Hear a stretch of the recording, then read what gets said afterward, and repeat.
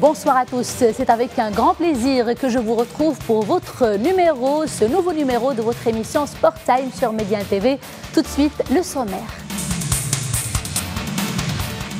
Mondial 2018, le coach des Lions de l'Atlas, Hervé Renard, a dévoilé hier la liste des 26 joueurs convoqués à la rencontre des éléphants de la Côte d'Ivoire.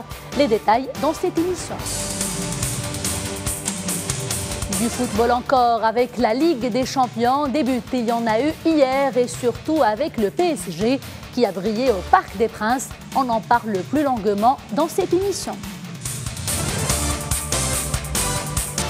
Et puis on parlera également rugby avec cette fois-ci des candidatures très disputées entre la France, l'Irlande et l'Afrique du Sud. Restez avec nous pour les développements.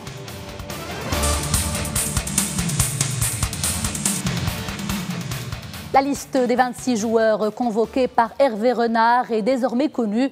Des retours en sélection nationale seront notés. Hervé Renard veut se donner toutes les chances possibles pour remporter le duel face à la Côte d'Ivoire. C'est donc ce mardi qu'il a dévoilé la liste des 26 joueurs qui devront prendre part à la rencontre face à la Côte d'Ivoire pour le match retour comptant pour les qualifications au Mondial 2018. Quelques changements ont été notés. Notez surtout le retour de Soufiane Boufal, absent des 2 dernières sorties de l'équipe. L'arrivée également d'un autre Soufiane, cette fois-ci Soufiane Amrabat, qui évolue aux Pays-Bas. Le Maroc, qui occupe toujours la première place de ce groupe C, devra s'imposer face aux éléphants de la Côte d'Ivoire pour décrocher sa qualification. Le match aller s'est terminé sur un score nul pour rappel. Le tourment continue au sein de la sélection ghanéenne de football. L'équipe devra se passer des 2 frères Ayew, et cela lors de sa confrontation face à l'Égypte. C'est en effet un match au goût amer que devra jouer le Ghana face au pharaon d'Égypte. Ce sera le 12 de ce mois-ci. Déjà éliminés de la qualification mondiale 2018, les Black Stars vont jouer leur dernier match de poule sans les frères Ayew qui sont toujours en couteau tiré avec le coach national. Ce sera donc une formation diminuée qui devra jouer pour défendre l'honneur et les couleurs nationales du Ghana et qui devra se préparer aux prochaines compétitions africaines. Football toujours, mais cap sur l'Europe cette fois-ci, 5-0. C'était hier la fiesta au Parc des Princes, un match à sens unique entre le PSG et Anderlecht. Un Kurzawa en pleine forme a fait la différence. Des buts, c'est en effet ce qui n'a pas manqué plus tôt hier lors de la 4e journée de la Champions League. 5-0, oui, le PSG a marché, on peut le dire comme ça, sur Anderlecht avec un triplé de Kurzawa. Les Parisiens se hissent ainsi en 8e de finale. Et justement, à l'issue de cette 4e journée de la Champions League, les équipes qui composent le groupe B sont quasiment fixées sur leur sort, avec un PSG qui, vous le savez, trône actuellement en tête du classement. Il est suivi du Bayern Munich. Réaction donc des Parisiens après cette rencontre. Écoutez. On donne le maximum à chaque fois. Après, il y a des adversaires. On peut pas... Les adversaires, ils donnent aussi le meilleur d'eux-mêmes. Et on a été efficace. Que ce soit défensivement, offensivement, on a été efficace. C'est ce qui compte. Ouais, c'est bien. Après, nous, on ne regarde pas trop les stats, mais sur le terrain, on sent vraiment qu'il y a quelque chose. Il y a vraiment quelque chose qui se crée. Dans les statistiques, on n'a pas pris, on a marqué beaucoup. C'est quand même quelque chose d'important. Ça montre la valeur du groupe. Et si on continue sur cette voie-là, c'est, je pense, la place de leader. Donc c'est vraiment notre objectif et on veut y aller. Et le Bayern de Munich a également remporté son duel, mais il a encore du boulot à faire à l'issue de son match contre le Celtic. En effet, le club allemand qui a affronté hier le Celtic a réussi à s'imposer contre son adversaire sur le score de 2-1. Le Bayern de Munich se positionne donc sur ce groupe, sur la tête de liste de ce groupe, avec 9 points derrière le PSG. Une hiérarchie qui n'est pas figée puisqu'il est encore possible pour les Allemands de prendre la tête de ce groupe B. Manque d'inspiration ou de réalisme, en tout cas, les Catalans n'ont pas su trouver le chemin des filets face aux Grecs de l'Olympiakos et vice-versa, on peut le dire, aucun but n'a été en tout cas marqué pendant cette rencontre.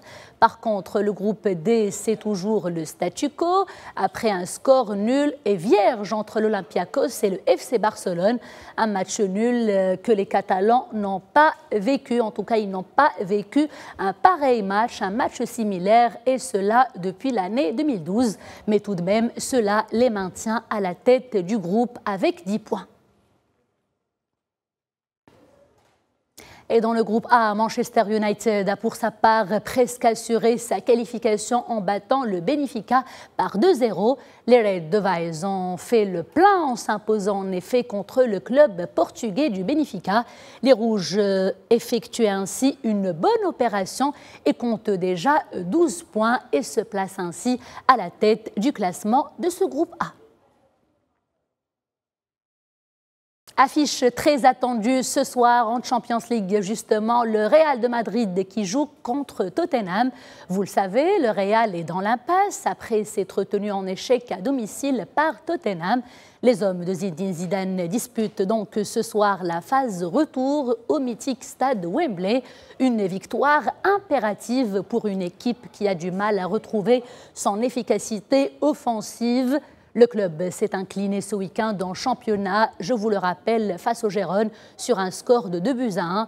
Le Real, champion donc en titre sur ces 2 saisons d'affilée, devra faire preuve de beaucoup de détermination, de réalisme et de combativité pour espérer signer un nouvel exploit cette année.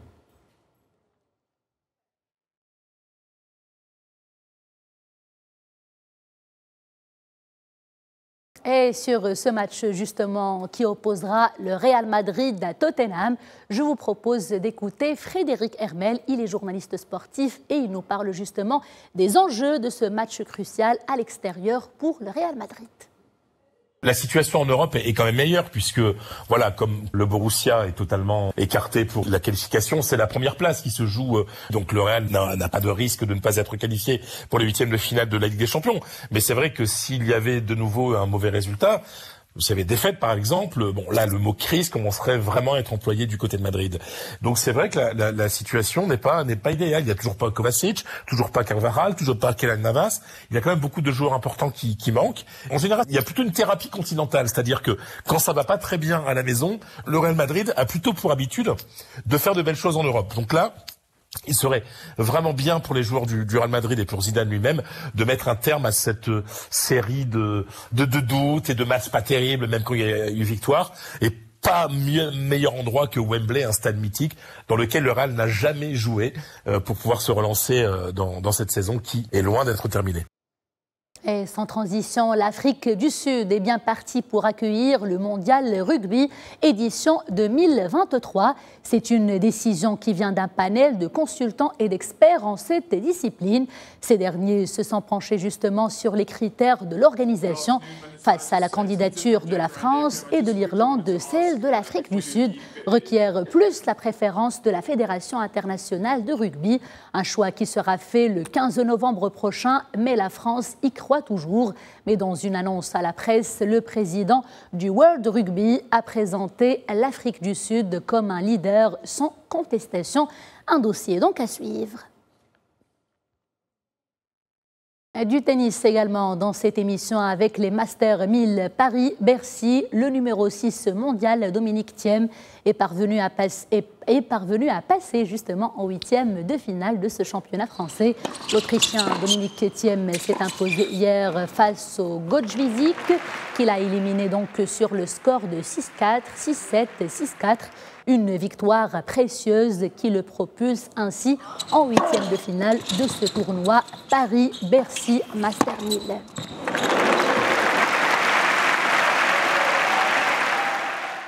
Top départ de la 5e édition du Tour international des motos. Le coup d'envoi a été donné dans la capitale ivoirienne Abidjan Pendant 16 jours, 90 participants venus de 11 pays différents vont donc parcourir 6000 km à moto. C'est donc une belle aventure, la première fois que ce rallye d'ailleurs de solidarité se déroule en dehors des frontières marocaines. L'initiative émane du groupe royal des motos de Rabat qui vise la promotion du Maroc sur le continent africain à travers les pays qui seront traversés lors de cette 5e édition, à savoir la Côte d'Ivoire comme point de départ, le Mali, le Sénégal, mais également la Mauritanie. L'ambassadeur du Maroc en Côte d'Ivoire, Abdelmalek Tani, a assisté au coup d'envoi de cette 5e édition. Il s'est entretenu avec notre équipe sur place. Écoutez. Donc c'est une très belle initiative qui met en lumière l'attachement du Maroc à ses frères et ses sœurs africains. Et aujourd'hui, je rends un vibrant hommage à tous les participants et aux organisateurs de ce grand raid qui va montrer encore une fois notre possibilité, notre lien indéfectible avec notre continent, l'Afrique. Ce raid se tient sous le haut patronage de Sa Majesté le Roi, que Dieu l'assiste. Et ce raid, encore une fois, vient illustrer avec brio les racines africaines du Maroc. Et aujourd'hui, ces jeunes femmes et ces jeunes hommes qui vont traverser 6000 km en Afrique vont mettre en exergue la relation entre les deux peuples du Maroc et les peuples de tous les pays qui vont être traversés. L'initiative qui témoigne justement des excellentes relations entre les deux États frères est au cœur de plusieurs actions sociales dans le domaine social, comme nous l'explique cette fois-ci Najem Kimsi. Elle est vice-présidente du Club royal des motos. Alors nos objectifs du club en général, c'est le social. On a fait une action sociale ici à Abidjan avec la Première Dame en partenariat avec Children of Africa. On a donné 4000 cartables avec tous les outils scolaires, cahiers, stylos et 500 tablettes pour les meilleurs élèves de la Côte d'Ivoire. Fin de Sport Time. Merci à vous qui l'avez suivi. Restez connectés sur notre antenne Afrique.